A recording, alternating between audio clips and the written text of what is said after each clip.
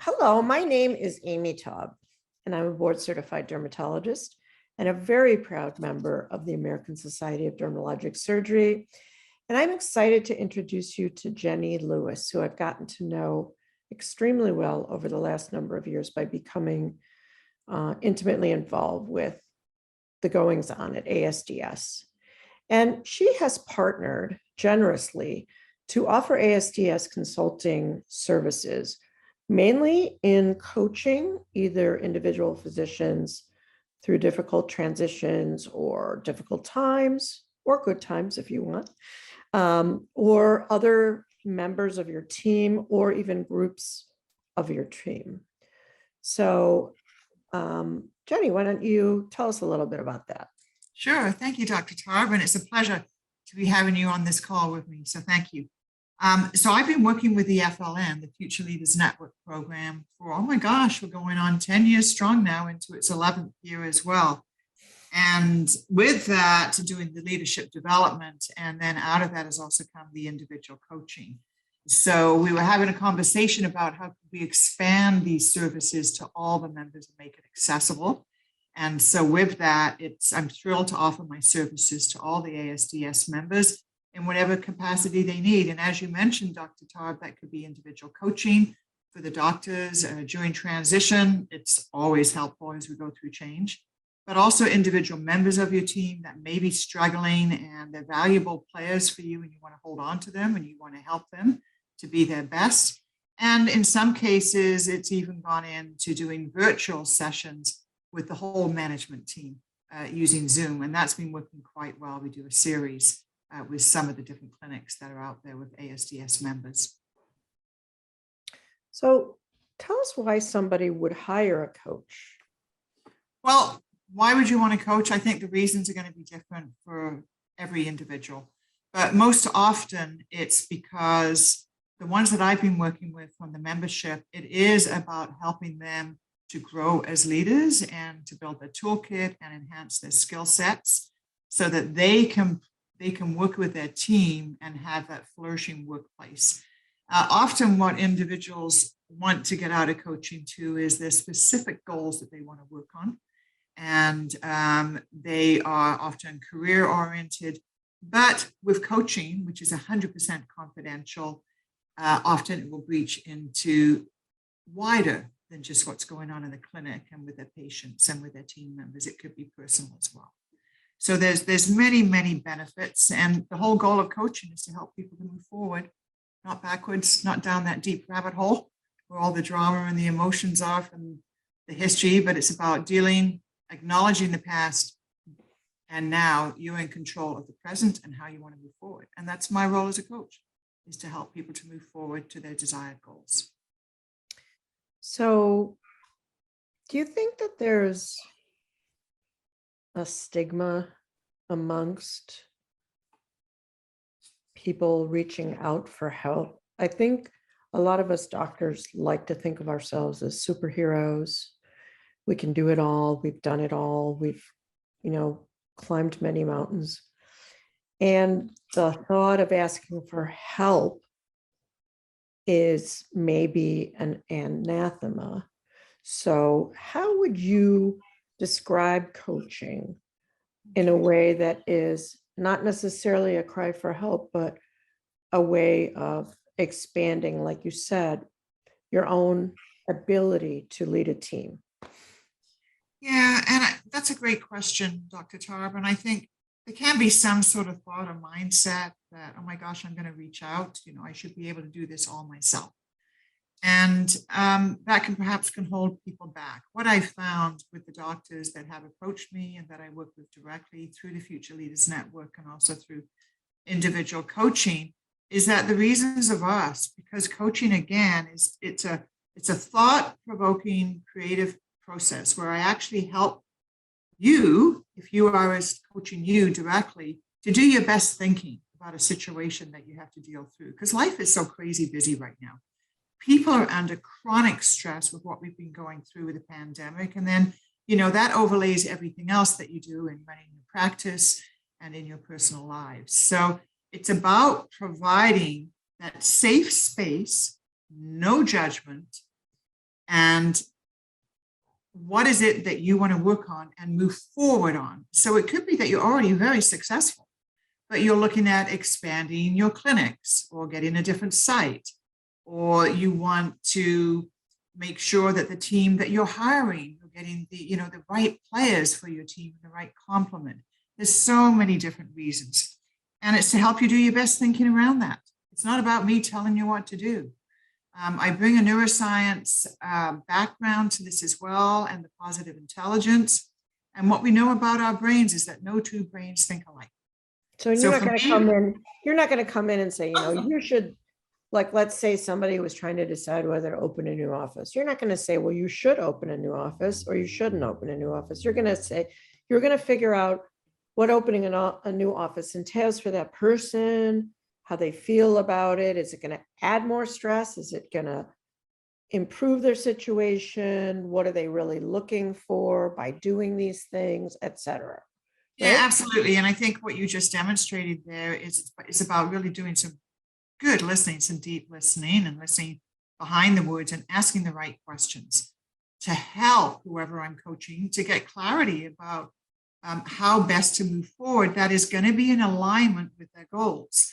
So when we first get together in the first session, it really is about identifying what are the goals that you want to work towards within the coaching relationship. So it might be for 6 months, it might be for a year, but it could be the goal is long-term. It could be 10 years down the road that when people retire, they want to have peace of mind. And I'm not going to tell them how to do that, but it is about exploring what that looks like for them, what it would mean, how they would live their lives, how they would show up, and then building a plan to move in that direction. And really what I do as a coach is to help you to do your best thinking, give you that space to think without all this stuff coming at you all the time, because the answer often lies within you. It's just, you got to get it out of there because the brain's so full, if that makes any sense at all. So absolutely right. I'm not going to tell you what to do. I am not in a position to do that. I do have a leadership toolkit. So there will be times that I will, when it's appropriate, check in with you if I'm coaching you. If I see you're truly stuck, you've never had an experience in dealing with a kind of situation as a leader, and I've got a framework or a tool that can help you, with your permission, I will share that with you and then ask you how you would use that. Again, not telling you what to do. So this is really very different from, for instance, a consultant who comes along, they look at your books, they look at your, revenue, they look at how much your overhead is and like give you suggestions about how to either make more money or be happier in your job, whatever it is your goal is. This is more about focusing in on trying to find the solution to what's going on by talking it through and working it out and figuring out how to hide your own demons. A consultant will come in with that expertise. And yes, I have a consultant hat, but when I coach, I don't put that on. It's not appropriate. Coaching is about creating a space for you to do your best thinking. And then with that, how you can best move forward. So I'll just give you an example. There's lots of different types of situations that might come and play here. So it could be that you want to get your practice back on track, you want to retain the patients that you have, or you want to build a high-performing team. It could be about harnessing those untapped potential that you have within you, and you don't even realize that you have that to deal with situations, very much so. It's about maybe shifting from the practice running you to you being in the driver's seat and running your practice. It could be about building resilience, especially in these times. I find that I'm doing a lot of that. There's a lot of burnout. People are just kind of worn very thin right now. So, how can you best look after yourself, but also then show up in your personal life and in your career and with your patients and your team in the best way that you possibly can? How to get the most out of your time and how to set those goals and be really clear on what they are and not let those interruptions and expectations derail you from moving forward on the bigger picture that's important to you. So those are just some reasons. And what I found in coaching the members of ASDS recently is that we establish those goals, and we'll always check in on progress. My role is to hold you accountable to what you say you're going to do. So we do a check-in. And if for whatever reason you didn't move forward on it because the unexpected happened, no judgment, just acknowledge. And then we deal with that situation that you say, I really need to talk this out now, Jen. So that's what we do. You are in the driver's seat when you are being coached. It's not about me saying, okay, we're going to go over here now. But I always do check back on progress. And at the end of every session, I will ask you, what are your concrete actions that you're going to take moving forward on what we've discussed that's important to you? And then I'll check in on that progress with you in the next coaching session that we establish. So let's say somebody wanted to, an ASDS member thinks, that sounds really good, but I bet it's really expensive. And I'm scared to reach out. So what would they do if they wanted to find out more about this? Okay. What we've built into this is what we would call a discovery call, because in coaching, it's really important that it's a good fit between the coach and the coachee, in this case, the coaching client. It's got to work both ways, and there's got to be some sort of connection, rapport, and level of trust that we can work into. So there is a discovery call, and typically it's about 30 minutes in length. There's no charge for that. And it's about myself and this doctor just talking about what's important for you. What are you hoping to get out of coaching? What would your expectations be of me? And then for me to share how that would work and how it would work between the two of us. And then typically out of that, the questions that come is, how often would we do coaching? A nice rhythm to get into is once every 2 weeks. So on average, about 2 a month. The cost on a monthly basis is $500 on a monthly basis, which is investing in your future as you move forward in your life and in your career. But we determine the pace, the frequency based on your schedule. Okay. And how would they reach out to you then, or how do they find out about it? All right.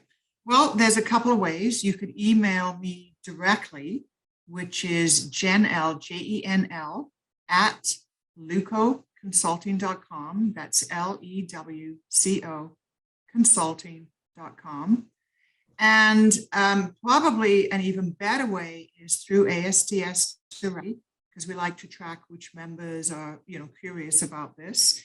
And where you would go is that you would go to bit.ly, that's bit.ly/ASDS, all capital letters, coaching, and coaching with a capital C. So again, that's bit.ly/capitals ASDSC and lowercase coaching.